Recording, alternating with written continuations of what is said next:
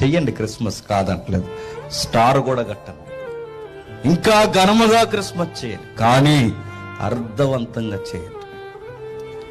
లోకానికి ఒక మెసేజ్ ఇవ్వాలి. క్రిస్టియానిటీ అంటే సమాజానికి, సొసైటీకి, సత్యానికి స్తంభంగా ఉండవలసింది సంఘం.